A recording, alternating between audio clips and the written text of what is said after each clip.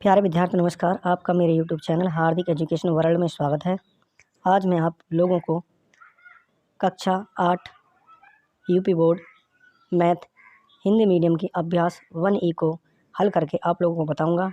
अगर आप मेरे चैनल पर नए हैं तो चैनल को सब्सक्राइब कर लीजिएगा और बेल आइकन को प्रेस कर लीजिएगा, जिससे हमारी हर आने वाली नई वीडियो का नोटिफिकेशन आपको समय समय पर मिलता रहे। तो आइए वीडियो को स्टार्ट करते हैं। अभ्यास है 1E। क्वेश्चन नंबर फर्स्ट है इसका, निम्नलिखित कथनों में से सत्य कथन को चुनिए। तो क्वेश्चन को हल करने से पहले मैं इस प्रश्नावली के कुछ नियमों को आपके बारे में बताता हूं, जो इस प्रकार हैं।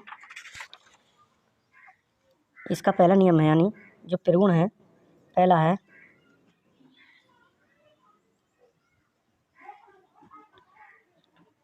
समरक त्रिगुण।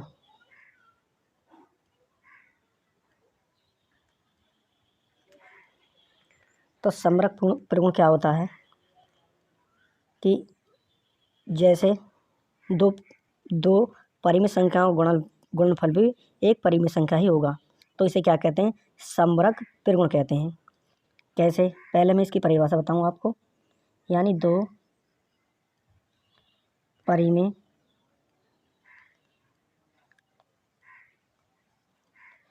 संख्याओं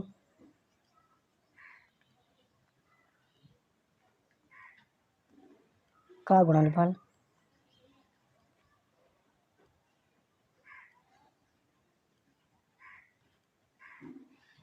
भी एक परिमेय संख्या होता है।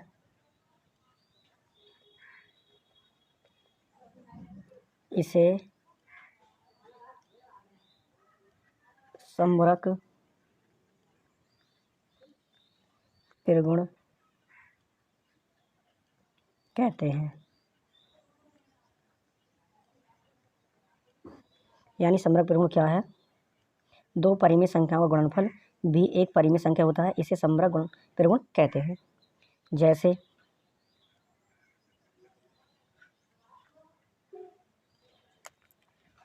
जैसे 1/2 है, परिमेय संख्या है, और इसकी हम -4/3 में गुणा करते हैं, यानी परिमेय की परिमेय संख्या करेंगे तो इनका गुणनफल जो आएगा 4 में -4 में 1 गुणा करेंगे तो -4, और 3 दूनी कितने हो जाएंगे? 6।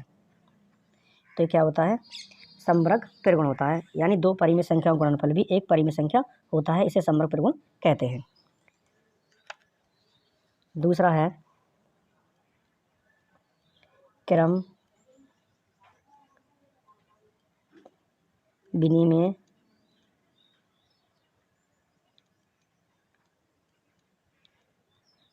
त्रिगुण।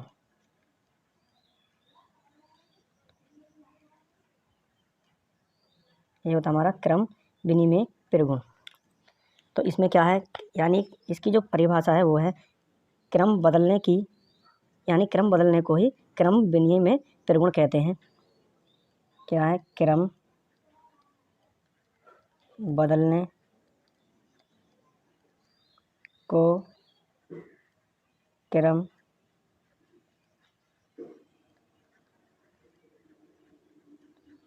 विनिमेय त्रिगुण कहते हैं। जैसे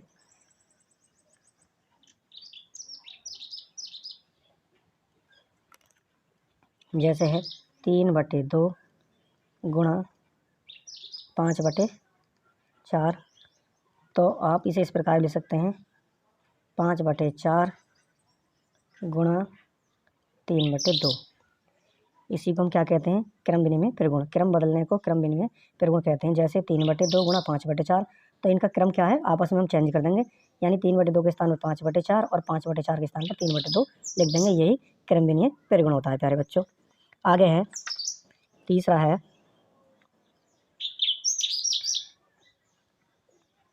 साहचर्य त्रिगुण।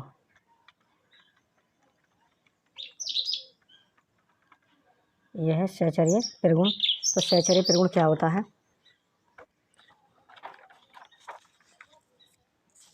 यानी ये आपका है सहचर्य त्रिगुण। इसमें क्या है कि जैसे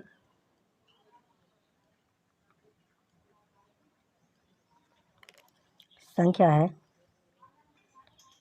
यानी बड़ा कोष्टक और 13 कोष्टक के अंदर छोटा कोष्टक गुणा 5/4 कोष्टक के अंदर बड़ा कोष्टक और गुणा 1/5 तो बराबर। इसे हम किस प्रकार लिख सकते हैं?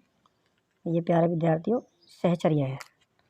तो इसे हम इस प्रकार लिख सकते हैं कि बड़े कोष्टक से बाहर निकालेंगे 3/2 को, और जो पहली यानी 30 ये जो दूसरी और पहली को कोष्टक के अंदर लिख लेंगे 5/4 और गुणा 1/5 और इस पर हम लगा देंगे बड़ा कोष्टक।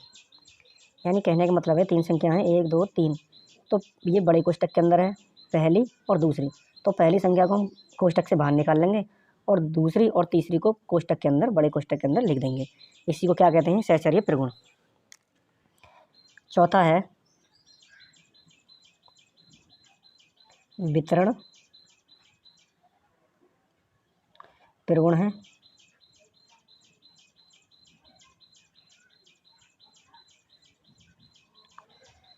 ये क्या है? यानी वितरण त्रिगुण, इसका मतलब होता है कि बांटना।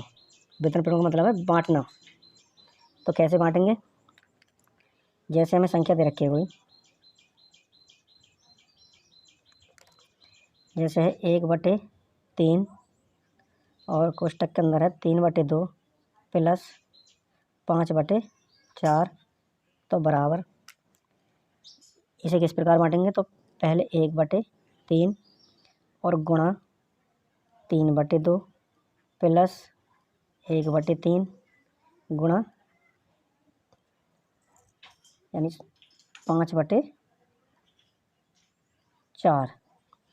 यानी कि जैसे संख्या दे रखी है 1/3 कोष्टक के अंदर है 3/2 प्लस 5/4, तो इसे हम बांटेंगे। 1/3 को हम लिखेंगे गुणा 3/2 के साथ और 5/4 के साथ भी लिख लेंगे 1/3। इसी को हम क्या कहते हैं? वितरण त्रिगुण। और वितरण का मतलब होता है बांटना। क्या होता है? बांटना। और यही क्या है? वितरण त्रिगुण है। यानी 1/3 और 3/2 कोष्टक के अंदर प्लस 5/4, तो एक बार हम 1/3 गुणा करेंगे 3/2 के साथ, फिर उसके बाद 1/3 की गुणा करेंगे 5/4 यानी 5/4 से ही 1/3 की। तो ये हमारा क्या होता है? वितरण त्रिगुण होता है। तो अब हम प्रश्नावली को हल करते हैं। तो क्वेश्चन नंबर फर्स्ट है, इसमें कह रहा है निम्नलिखित कथनों में से सत्य कथन को चुनिए। तो इधर रखा कोष्टक के अंदर है 2/-5 गुणा -3/4 कोष्टक के अंदर बराबर -3/4 कोष्टक के अंदर गुणा 2/-5। तो ये हमें कथन सत्य है, ये हमें कथन छांटना है। तो जैसा कि हमें मालूम है कि दो परिमेय संख्याओं का गुणनफल क्या होता है? यानी दो परिमेय संख्याओं का गुणनफल भी एक परिमेय संख्या होता है। तो ये कैसा नियम है इसका? इसमें लग जाएगा समवर्ग त्रिगुण। कैसा लग जाएगा इसमें? समवर्ग। यानी कि इसमें निम्नलिखित कथनों में से सत्य कथन को चुनिए। ये लिखा हमारा 2/-5 है। तो इसमें जो हमारा नियम लगेगा वो लगेगा हमारा क्रम विनियत त्रिगुण। यानी 2/5 है गुणा 3/4 है, तो ये क्रम बदला इसका, ये हो जाएगा -3/4 और ये यहाँ पर इसका 3/4 के स्थान पर 2/5 है, तो कैसा हो जाएगा? क्रम विनियत त्रिगुण। तो ये कथन कैसा हमारा? सत्य कथन है। तो इसका आंसर हो जाएगा सत्य। और इसका जो नियम है यानी क्रम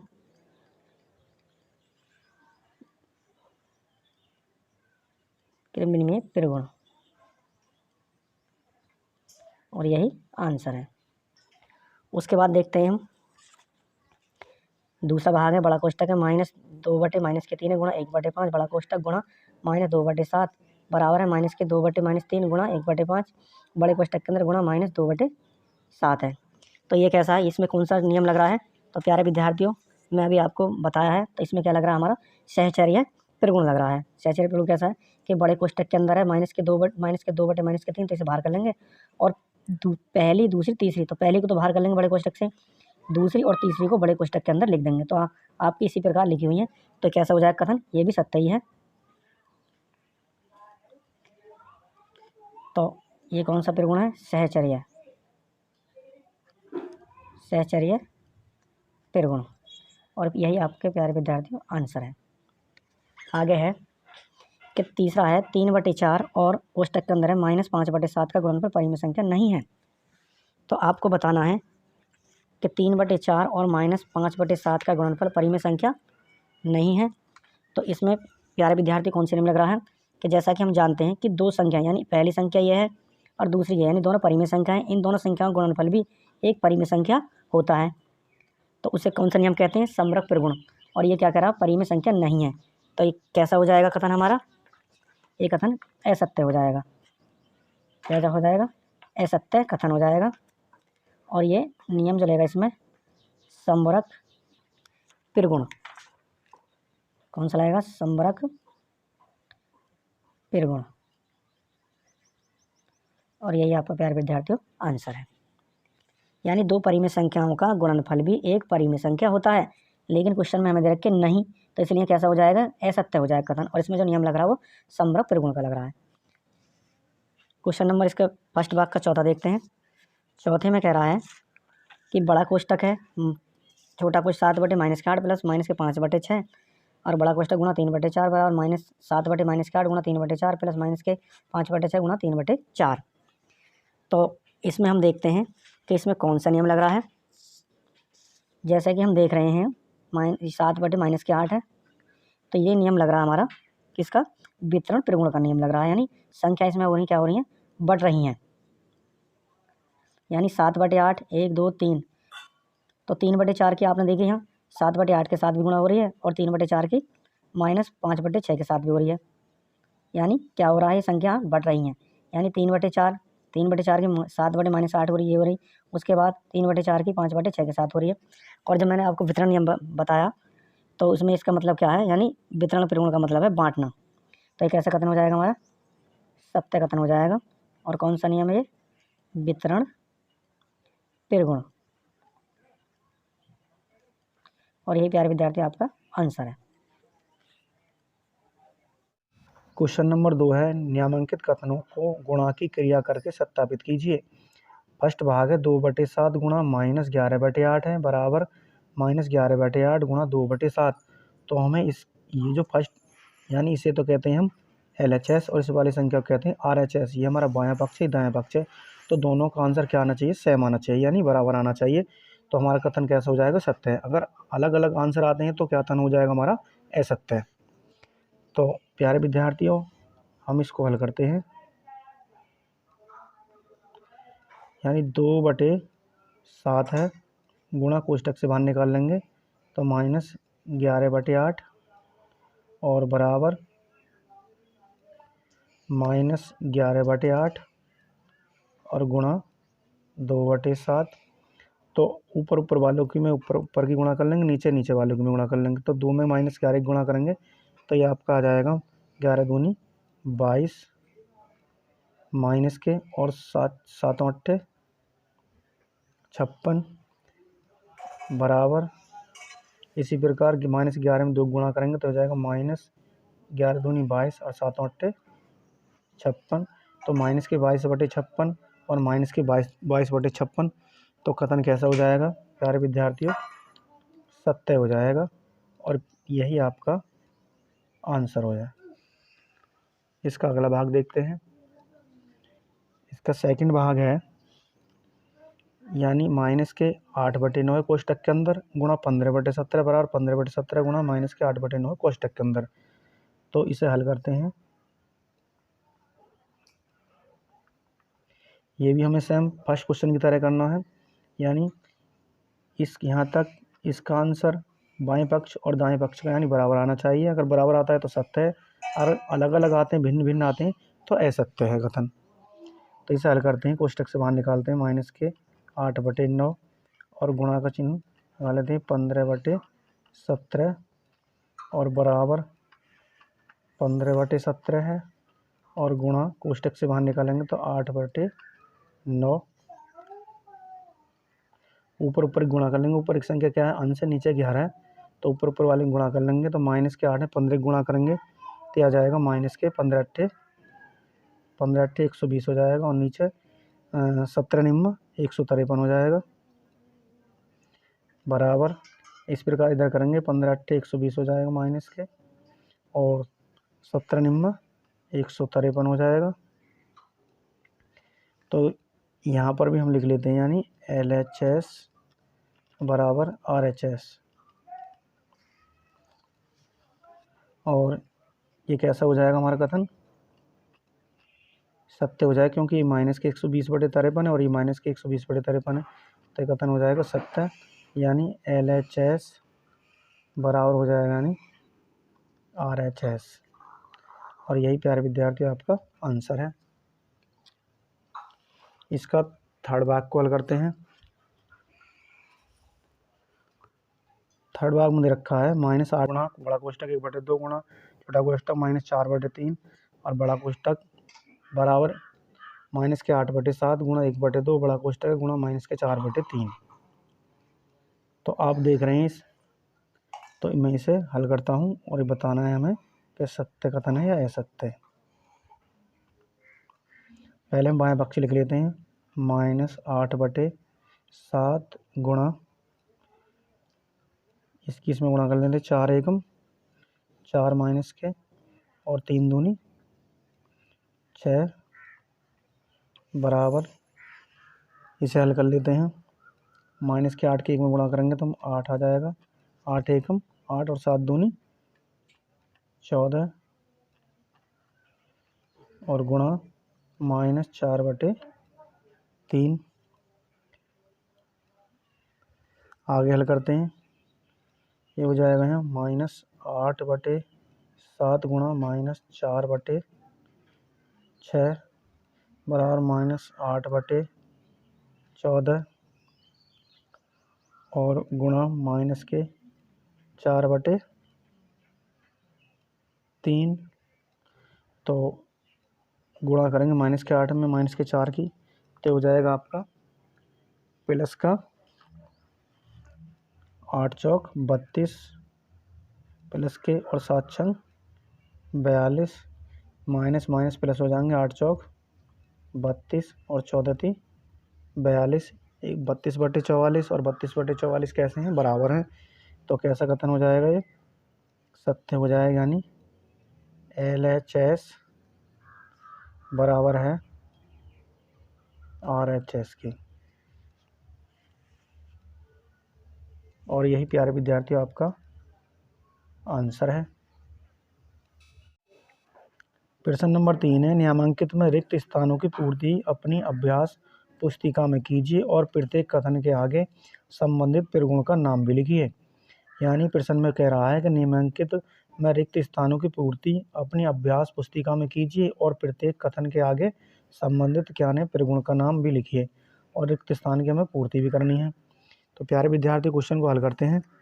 जैसा कि हमें दे रखा फर्स्ट भाग में 2/11 गुणा -3/7 है कोष्टक के अंदर बराबर माइनस के 3/7 है कोष्टक के अंदर गुणा, और यहाँ पर रिक्त स्थान है।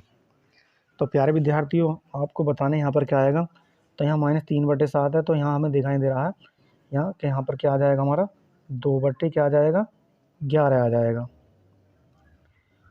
और ये कौन से नियम का पालन कर रहा है, यानी क्रम विनिमय प्रगुण है। और यही प्यारे विद्यार्थी आपका आंसर है। कैसे कर रहा है, क्रम विनिमय प्रगुण मैंने आपको बताया, यानी क्रम बदलने को ही क्या कहते हैं, क्रम विनिमय प्रगुण कहते हैं। यानी 2/11 गुणा -3/7, तो इनका क्रम बदल रहा है। तो आप इधर देख रहे हैं कि माइनस के 3/7 है, तो ये लिख रहा है माइनस के 3/7 और 2/11, यानी 3/7 के स्थान पर 2/11 के स्थान पर लिखा माइनस के 3/7 और -3 के स्थान पर लिखना है हमें 2/11। तो रिक्त स्थान में हमारा आंसर आ जाएगा 2/11। आगे है प्रश्न नंबर 3 का सेकंड भाग है, डॉट डॉट गुणा बड़ा कोष्टक 2/3 गुणा 3/2 है माइनस के 3/2 है बड़ा कोष्टक बराबर है माइनस के 11/3 है कोष्टक के अंदर, गुणा डॉट डॉट फिर गुणा है 3/-2 है। तो इसमें बताना है कि कौन सा नियम लग रहा है। तो जैसा कि यहाँ देख रहे हैं 2/3 है और माइनस के 2/3 है, तो यहाँ पर आ जाएगा आपका कितना, माइनस के 11/3 गुणा 2/3 गुणा 3/2। तो 1 2 3 ये सहचर्य परिगुण है, यानी 1 2 3। तो मैंने आपको बताया कि सबसे पहले इसी संख्या को लिखेंगे, ये आपकी लिखी हुई है पहले से ही, उसके बाद दूसरी और फिर उसके बाद तीसरे को ले लेंगे। तो यहाँ पर आ जाएगा आपको कितना, 2/3। तो एक तो आंसर आपका हो जाएगा माइनस के 11/3 और आपका हो जाएगा दूसरा एक स्थान पर 2/3 और यहाँ पर पहला आया 2/11। तो यहाँ पर कौन सा नियम लग रहा है, सहचर्य परिगुण।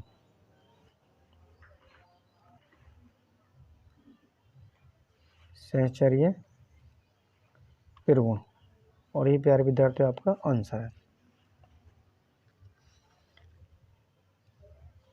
इसका थर्ड भाग है कि -5/7 है और गुणा बड़ा कोष्टक है, खाली स्थान है, प्लस माइनस के 4/5 है, बड़ा कोष्टक बराबर माइनस के 5/7 गुणा 2/5 है और प्लस डॉट डॉट गुणा माइनस के 4/7। तो आपको माइनस के 5/7 है, यहाँ 5/7 है, फिर 2/7। तो इसमें जो नियम लग रहा है, तो यहाँ पर जो आएगा हमारा वो 2/5 ही आएगा, यानी माइनस के 5/7 यहाँ पर आएगा आपका 2/5 और यहाँ पर जो आएगा आपका, यहाँ पर आएगा -5/7। अब इसमें नियम कौन सा लग रहा है प्यारे विद्यार्थियों, यानी -5/7 जो है आप देख रहे हैं कि 2/5 है, 2/5 के साथ भी है और 4 यानी माइनस के 5/7 इन दोनों की गुणा हो रही है। तो ये माइनस के 5/7 जो है वो 2/5 के साथ भी है यहाँ पर, और माइनस के 5/7 जो है ये -4/7 के साथ -4/7 के साथ भी है। तो कौन सा नियम लग रहा है यहाँ पर, हमारा लग रहा है वितरण परिगुण, और यही प्यारे विद्यार्थी आपका आंसर है। यानी यहाँ पर है 2/5 और यहाँ पर आएगा माइनस के 5/7, यानी संख्या क्या हो रही है, ये बट रही हैं। आगे है क्वेश्चन नंबर 4 है, क्वेश्चन नंबर 4 सरल कीजिए। फर्स्ट भाग है इसका, -3 है कोष्टक के अंदर, गुणा -10/9 कोष्टक गुणा 8/-5 है, गुणा -1/6 है, -1/6। तो इसको हल करते हैं। तो -3 इसके नीचे कुछ नहीं तो 1 मान लेता हूँ, कोष्टक से बाहर निकाल ली हमने संख्या, गुणा -10/9 को भी कोष्टक से बाहर, और गुणा 18/5 को भी, माइनस के 5 को भी बाहर निकाल लेंगे, और गुणा माइनस से माइनस कैंसिल हो जाएगा, तो 1/6। अब देखते हैं इन संख्याओं को काटते हैं, यानी 3 एकम 3, 3 तिया 9, और यहाँ पर काटते हैं हम, इसे काटते हैं 3 छंग 18 और 6 से 6 कैंसिल, और माइनस से माइनस कैंसिल, 5 एकम 5 और 5 दूनी 10।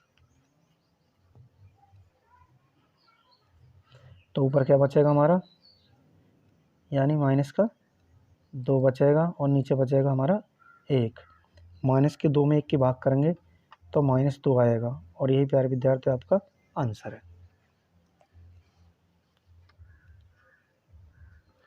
और प्रश्न नंबर 4 का सेकंड भाग है, कोष्टक के अंदर है माइनस के 1/-9 गुणा 3/20 गुणा -4 गुणा 6/-5। तो इसको हल करते हैं। माइनस से माइनस कैंसिल कर लेते हैं, कोष्टक से बाहर निकाल लेंगे, 1/9 और गुणा 3/20 गुणा -4, 4 के नीचे कुछ नहीं तो 1 मान लेंगे, और गुणा 6/-5। तो पहले माइनस से माइनस कैंसिल कर लें, उसके बाद 3 तिया 9 और 3 दूनी 6 और 4 एकम 4, 4 पंजे 20। तो नीचे बचा हमारा 5 और 5, ऊपर क्या बचा हमारा 2 एकम 2 और 5 पंजे 25। और यही प्यारे विद्यार्थी आपका आंसर है। तो प्यारे विद्यार्थियों, अगर आपको हमारी ये वीडियो पसंद आई तो प्लीज़ हमारे चैनल को सब्सक्राइब करके बेल आइकन को प्रेस कर लीजिएगा, जिससे हमारी हर आने वाली नई वीडियो का नोटिफिकेशन आपको समय समय पर मिलता रहे। तो फिर मिलते हैं अगली प्रश्नावली के साथ, तब तक के लिए जय हिंद, जय भारत।